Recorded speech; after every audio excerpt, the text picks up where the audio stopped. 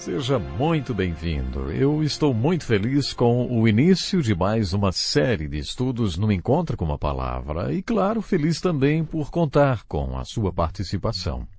Dedicaremos esta série de estudos ao Sermão do Monte, registrado no Evangelho de Mateus, capítulos 5, 6 e 7. O Sermão do Monte é o ensino básico de Jesus e o mais importante. Vamos ver agora o que Mateus, no final do capítulo 4, no versículo 23, iniciando, na verdade, dos versículos 23 a 25, ele descreve para nós, mostrando o contexto no qual o Sermão do Monte foi pregado. Acompanhe comigo a leitura destes versículos, diz assim, Jesus foi por toda a Galiléia, ensinando nas sinagogas deles, pregando as boas novas do reino e curando todas as enfermidades e doenças entre o povo. Notícias sobre ele se espalharam por toda a Síria e o povo lhe trouxe todos os que estavam padecendo vários males e tormentos, como endemoniados, epiléticos e paralíticos, e ele os curou. Grandes multidões o seguiam, vindas da Galiléia, Decápolis, Jerusalém, Judéia e da região do outro lado do Jordão. São os capítulos 5, 6 e 7 de Mateus que registram o Sermão do Monte. Vendo as multidões, Jesus subiu ao monte e se assentou. Seus discípulos aproximaram-se dele e ele começou a ensiná-los, dizendo, Bem-aventurados os pobres em espírito, pois deles é o reino dos céus. É assim que se inicia o Sermão do Monte. Na verdade, o Sermão do Monte não foi um sermão. Foi um ensino dado por Jesus durante um retiro que ele organizou com seus discípulos. O propósito de Jesus era mostrar aos seus discípulos como eles poderiam ser parte da sua solução para todos os problemas que o povo lá no sopé da montanha tinha. Toda aquela gente com todo tipo de doença física, emocional, mental e espiritual inimaginável. Jesus deixou o povo e se retirou com seus discípulos para lhes mostrar como eles poderiam ser recrutados, treinados, encarregados e disciplinados para serem agentes da sua solução e resposta. Jesus quis mostrar, como vai dizer mais adiante, como eles poderiam ser o sal da terra e a luz do mundo, a cidade construída sobre o monte que não se pode esconder, uma candeia para o mundo. Jesus começou ensinando as bem-aventuranças, as 8 atitudes que fariam dos seus discípulos o sal da terra e a luz do mundo, sua resposta e solução.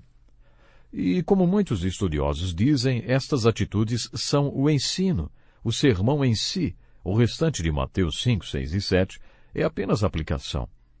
Você que já abriu a sua Bíblia viu que nós lemos os 3 primeiros versículos do capítulo 5, o início do sermão.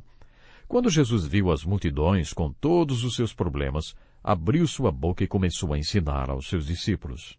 E quando começou a ensinar aos seus discípulos as atitudes que eles deveriam ter, que os fariam a solução e a resposta de Jesus, ele ensinou a primeira bem-aventurança. A primeira bem-aventurança é, Bem-aventurados os pobres em espírito, pois deles é o reino dos céus. Que atitude é essa que Jesus diz que devemos ter se quisermos ser o sal da terra e a luz do mundo? Devemos ser pobres de espírito. É isso mesmo, pobres de espírito.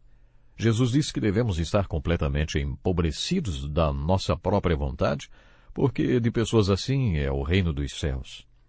Jesus estava dizendo, olha, eu quero que vocês me vejam como rei e quero que vocês se vejam como súditos do meu reino. Quero que vocês estejam totalmente esvaziados, empobrecidos de vontade própria, abertos para a minha vontade, para cumprirem a minha vontade, a vontade do Pai, e para o servirem.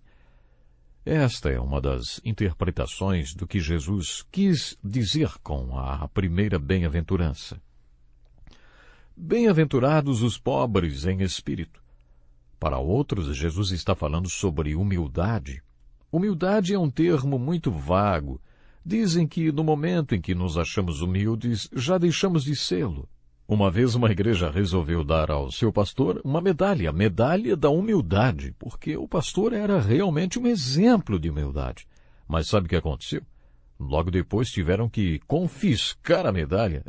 Tiveram que pegar a medalha de volta, porque o pastor estava usando a medalha todos os dias. Eu acredito que pobre de espírito tem a ver com humildade porque está relacionado com a sua opinião sobre você mesmo. Qual é a sua atitude em relação a você e qual é a sua atitude em relação ao seu Senhor, o seu Rei? Acho que este é o foco aqui. A Bíblia conta a história de muitos homens de Deus. Por exemplo, a história de Pedro. Pedro teve que aprender 3 lições na vida. Antes de tudo, ele teve que aprender que não era ninguém. Depois ele teve que aprender que era alguém. E ele ainda teve a alegria de aprender o que Deus pode fazer de alguém que aprendeu que não é ninguém. A partir do momento que Pedro conheceu Jesus, até o momento em que o negou 3 vezes e saiu correndo e chorando amargamente, Pedro aprendeu a primeira lição. Ele não era ninguém. Quando o Senhor apareceu a ele depois da ressurreição, ele teve uma experiência que confirmou, que lhe deu a certeza de que tinha aprendido que não era ninguém, e por isso passou a ser alguém que Deus podia usar. No dia do Pentecostes, a igreja e o mundo todo descobriram, através de Pedro, a terceira lição. O que a experiência de Pedro no dia do Pentecostes tem para nos ensinar, hein? Ela nos ensina o que Deus pode fazer com alguém que aprendeu que não é ninguém. Por que o Espírito Santo se manifestou através de Pedro e não de João, por exemplo, que amava tanto o Senhor? Por que não através de Tiago, de Tomé, de Natanael, que era tão santo? Por que Pedro, logo Pedro? Creio que o Espírito Santo se manifestou no dia do Pentecostes através de Pedro porque ele tinha aprendido a primeira atitude que nos faz úteis para Deus. Pedro se tornou pobre em espírito. Ele se tornou pobre em espírito quando correu no meio da escuridão chorando amargamente porque tinha negado seu Senhor 3 vezes. Lá no Velho Testamento, no livro de Êxodo, encontramos outra ilustração do que significa ser pobre em espírito. Gosto muito da história de Moisés e de como se deu o seu chamado, que lemos nos primeiros capítulos de Êxodo. O grande pregador americano D.L. Moody costumava dizer que Moisés viveu 120 anos na terra e que sua vida poderia ser dividida em 3 períodos. A cada 40 anos, Moisés aprendia uma lição diferente. Nos primeiros 40 anos, Moisés aprendeu que não era ninguém. Ele precisou de 40 anos para aprender esta lição.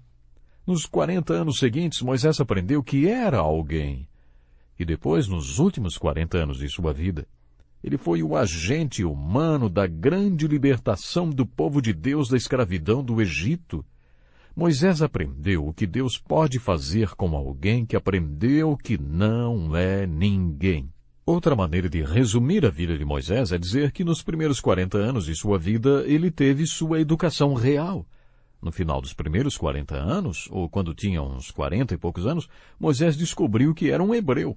Ele era um príncipe egípcio devido às circunstâncias inusitadas do seu nascimento. Ele foi adotado, você se lembra? Ele foi adotado pela princesa egípcia que o tirou de um cesto que flutuava pelo rio Nilo. Faraó tinha decretado que todos os meninos judeus fossem mortos ao nascer e, desesperados, os pais de Moisés o colocaram em um cesto e o deixaram flutuando pelo rio. Pela providência de Deus, aquela princesa egípcia estava se banhando no rio com suas escravas. Uma das escravas viu o cesto flutuando e, quando retirou sua tampa, viu um bebê chorando lá dentro. Isso comoveu a princesa, que o tirou do cesto, e daí veio o nome Moisés, ou seja, tirado das águas. A princesa pegou a criança, adotou-a como seu filho, e aquela criança foi criada no palácio de Faraó. A irmã de Moisés, que estava acompanhando o cesto de longe, pelo rio, viu o que aconteceu e se aproximou da princesa, oferecendo-lhe uma mulher hebreia que poderia amamentar aquela criança. A princesa achou uma ótima ideia, e aí a irmã de Moisés levou até a princesa, a mãe de Moisés, para amamentá-lo. Alguns estudiosos sugerem que isso tenha sido a providência de Deus. Um teólogo puritano fez o seguinte comentário: Deus arquitetou isso porque sabia que 100 gramas de mãe eram melhores do que 100 quilos de Faraó. E Deus queria que a mãe dele o amamentasse, ou seja, a mãe de Moisés, alimentasse ele. Talvez a sua mãe tenha lhe contado que ele era hebreu. De qualquer forma, depois dos 40, ele sabia que era hebreu e que tinha nascido escravo. A próxima educação de Moisés se deu nos 40 anos seguintes de sua vida. Conta a Bíblia que um dia ele saiu e viu a vida dura dos seus irmãos hebreus. Ele tinha que fazer alguma coisa e matou um soldado egípcio. Aparentemente um egípcio do alto escalão. Foi nesta ocasião que Deus apareceu para Moisés e lhe disse: Moisés, não é assim que um libertador age. Você quer fazer alguma coisa por esse povo? Você quer libertar o povo da escravidão? Não vai ser matando egípcios que você vai fazer isso, Moisés. Agora você vai ser o criminoso mais conhecido do país. Todos vão saber que você é um assassino, Moisés. Você não deveria ter tentado salvar os israelitas matando alguém. Não é assim que se faz o serviço, Moisés. É melhor você gastar aí uns 40 anos num seminário. Pense nisso, Moisés. E assim, Moisés foi levado para o deserto, onde obteve a sua próxima educação. Poderíamos dizer que lá ele obteve o seu bacharelado em divindade. Ele passou 40 anos nesse seminário que Deus preparou para ele, bem no meio do deserto. E depois de 40 anos de seminário, ele estava graduado e Deus foi o seu paraninfo. Moisés viu um arbusto queimando no deserto, que era comum devido ao calor, mas acontece que aquele arbusto não se consumia com as chamas. Acompanhe comigo o versículo 3 de Êxodo, capítulo 3, para ver o que aconteceu. Diz assim: Que impressionante, pensou. Por que a sarça não se queima? Vou ver isso de perto. O Senhor viu que ele se aproximava para observar. E então, do meio da sarça, Deus o chamou. Moisés! Moisés! Essa história é uma ilustração incrível. Moisés viveu como príncipe egípcio durante 40 anos e depois aproximou-se do povo judeu. Ele queria libertar o povo do seu sofrimento e quando Deus aparece para Moisés no meio da sarça em chamas, foi como a formatura de Moisés no seminário. Deus falou com ele. E o que Deus falou com ele do arbusto em chamas tem a ver com o significado do termo pobre em espírito. O que Deus disse para Moisés do arbusto em chamas pode ser colocado nestas palavras. Moisés, você viu o problema, e isso é bom. Muita gente nunca vê o problema. Você quer fazer alguma coisa, e isso também é muito bom. Muita gente nem se importa. Você tem compaixão, e isso é muito bonito. E você quer fazer alguma coisa para ajudar este povo, e isto é maravilhoso. Mas, Moisés, o fato de você ver o problema não é tão importante. Nem tem muita importância se você se importa e quer fazer alguma coisa a respeito. O importante é, de fato tenho visto a opressão sobre o meu povo no Egito. Tenho escutado o seu clamor por causa dos seus feitores, e sei quanto eles estão sofrendo. Êxodo capítulo 3, verso 7. E vim para libertá-los. Eu vim para fazer alguma coisa, e isso é importante. A essa altura, Moisés deve ter dito: tá bom. Então, já que o Senhor vai fazer alguma coisa, eu posso voltar para as minhas ovelhas, certo? Fico feliz em saber que está tudo sob controle. Mas aí Deus responde: Vá, pois, agora. Eu envio Moisés ao faraó para tirar do Egito o meu povo, os israelitas. Quando Deus falou com Moisés do meio da sarça, estava dizendo: Moisés, você não é o libertador deste povo. Você não pode libertar ninguém. Os seus 40 anos provam isso. O que você precisa aprender, Moisés, é que eu posso. Chamo isso de segredo espiritual. Eu não posso, mas ele pode. Será que você já aprendeu este segredo? Principalmente você, que é um crente, quer ser parte da solução e da resposta do Senhor. Se você quer ser parte do ministério que Jesus Cristo quer ter no mundo, se você quer levar outras pessoas a Cristo, se você quer levar pessoas à fé, se você quer ver outras pessoas nascerem de novo, então você precisa entender que você não consegue fazer isso. Só Ele consegue. Esse é o milagre dos milagres. Você ainda não entendeu esta boa nova empolgante? Ele pode fazer isso através de você e de mim, através de pessoas iguais a você e a mim. As únicas coisas que você precisa entender é a sua parte e a parte dele. É isso que significa ser pobre em espírito. Quando iniciei meu ministério, eu era muito tímido. Uma senhora velhinha perguntou ao pastor mais antigo da igreja se eu tinha vindo de algum asilo para pessoas deficientes. Ela perguntou se eu era retardado. tamanho a minha timidez. Eu ficava olhando para o chão e meu rosto ficava vermelho quando tinha que falar em público. Uma das primeiras coisas que me pediram quando iniciei o meu trabalho lá foi visitar um casal. Minha esposa e eu fomos convidados para um jantar na casa daquele casal. A mulher tinha aceitado a Cristo através de outra pessoa, mas o marido ainda não. Ele era um oficial da Marinha, formado em uma grande universidade. Eu tinha que jantar com eles e levá-los a Cristo. Isso era o propósito do jantar. Quando chegamos, minha esposa foi para a cozinha com a esposa dele ajudar no jantar. O marido e eu ficamos sozinhos na sala conversando. Naquele tempo, não esqueçam, eu era tímido, né? Então, naquele tempo, por causa da minha timidez, eu achava que sofria de complexo de inferioridade. Mas depois que eu fiz psicologia, descobri que não existia nada de complexo, não. Era pura inferioridade mesmo. Por causa daquela inferioridade e timidez, eu sofri de terríveis enxaquecas. E enquanto nós dois conversávamos na sala, a minha enxaqueca atacou violentamente. Eu comecei a ficar branco, a transpirar. Meu estômago começou a ficar embrulhado. No meio da conversa, o homem me perguntou, você está se sentindo bem? E eu respondi, olha, acho que vou ter um infarte.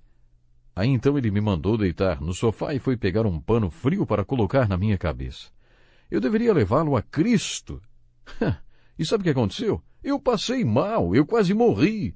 Tivemos que ir embora antes mesmo do jantar, devido à minha timidez, devido à minha inferioridade. No dia seguinte, enquanto almoçava com outros oficiais cristãos da Marinha, aquele homem contou para eles sobre um homem que havia estado em sua casa na noite anterior e que tinha algo para lhe contar, mas ficou com tanto medo e era tão tímido que quase teve um infarte bem no meio da sua sala. Ele perguntou aos outros cristãos oficiais da Marinha, ei, vocês por acaso sabem o que é que ele queria me dizer? Um dos oficiais respondeu, eu sei o que ele queria falar para você. E começou a falar com aquele homem sobre Cristo, e ali, naquele almoço, aquele homem se converteu, se entregou a Jesus. Esse homem hoje é um oficial na igreja e caminha muito bem na fé. Não fui eu quem o levou a Cristo, porque eu era muito tímido, inferior. Eu achava que tinha que ser igual a ele, e ele tinha um diploma muito importante pendurado na parede. Ele era um oficial da Marinha, graduado. Você, por acaso, meu ouvinte, sente-se assim quando pensa em ser parte da resposta de Jesus na vida de pessoas que precisam dele? Para poder andar com Cristo e ainda mais ser pastor, eu aprendi o que significa ser pobre em espírito. Jesus disse que esta é a primeira atitude que temos que ter se vamos ser sal da terra e luz do mundo. Precisamos entender, eu não posso levar ninguém a Cristo. Eu não consigo colocar fé no coração de ninguém. Eu não posso fazer de ninguém uma nova criatura. As coisas velhas já passaram e tudo se fez novo. Mas eu não consigo fazer isso na vida de ninguém. E sabe de uma coisa? Ninguém consegue mesmo. Só Deus. Talvez você seja uma dessas pessoas empreendedoras que faz e acontece. E para você seja mais difícil aprender esse ensino do que para pessoas como eu. Eu não era um conquistador, não. Eu tive que aprender a ser. E não consegui realizar nada até aprender. Mas sabe de uma coisa mais? Todos nós temos que aprender alguma coisa. Porque um dia pessoas vão se apresentar diante de Deus, conforme a gente lê no final do Sermão do Monte, no capítulo 7, dizendo, Senhor, Senhor, não realizamos muitos milagres? E o Senhor vai dizer, nunca os conheci, afastem-se de mim, vocês que praticam o mal. Mas por que isso vai acontecer, hein? Por que essas pessoas achavam que podiam fazer e acontecer? Mas só veremos obras de maravilhas na vida de alguém se formos instrumentos ou agentes da obra sobrenatural de Deus. Por isso, a primeira atitude que Jesus diz que devemos ter para sermos a sua solução e sua resposta é: bem-aventurados os pobres em espírito, pois deles é o reino dos céus. Em outras palavras, bem-aventurados aqueles como Pedro e como Moisés, que aprenderam que não eram ninguém, depois aprenderam que eram alguém, e mais tarde viram o que Deus pode fazer com alguém que aprendeu que não é ninguém. A terceira lição de Moisés tem a ver com tornar-se um agente de Deus para a libertação do povo das mãos de Faraó. Sem dúvida alguma, Moisés se tornou o agente humano para uma grande libertação.